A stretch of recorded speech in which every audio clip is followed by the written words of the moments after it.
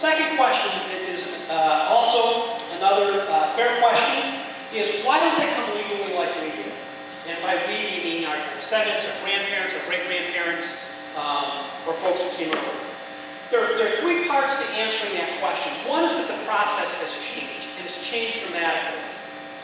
Well, a lot of our, like, think of the image of Ellis Island and waves of immigrants coming in the 1800s and in the early 1900s. You could arrive at Ellis Island with little documentation and in 6 hours be a legal resident of the United States and begin working your way towards naturalization. So it was a very simple process. There was very little bureaucracy, and there weren't national quotas and all the other stuff that composes immigration now. So the process has changed. Another reason they come illegally is the wait was too long. Now I asked you a trick question at the beginning of the slideshow. How long do you think it should take? And I'm going to give you an answer that comes from it's a statistic provided by the U.S. government and in monitoring immigration in the United States. But the question was, if you're a 35-year-old Mexican male, you have a high school education, your sister already lives here, and you want to come and work on a dairy farm, how long should it take? Just give me some numbers. A year. A year. 20 years.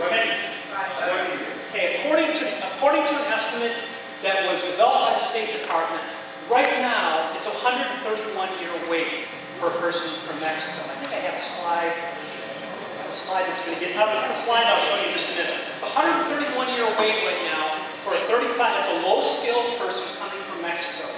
The other challenge is the numbers are too low. There's another part to that trick question. I asked, he was coming to work on a dairy farm. The other problem is there is no work visa for a person working on a dairy farm right now. The only temporary work visas are for people doing temporary seasonal work. So if you're working in agriculture, like a dairy, that goes all year long.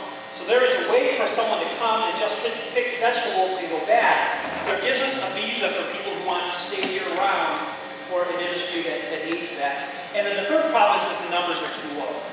Only 10,000 low-skilled people can come in a given year. And I have some other numbers I'm going to come back to that. This is a chart that's provided by the U.S. government in terms of how you get a green card. The boxes that you see, and I don't expect you to be able to read it, so, but I just want you to see, this is a flow chart for how you get a green card. So imagine that you're a person that English is your second language, or you're just learning it, you're trying to navigate the system, you're trying to figure out this. So that's the current process.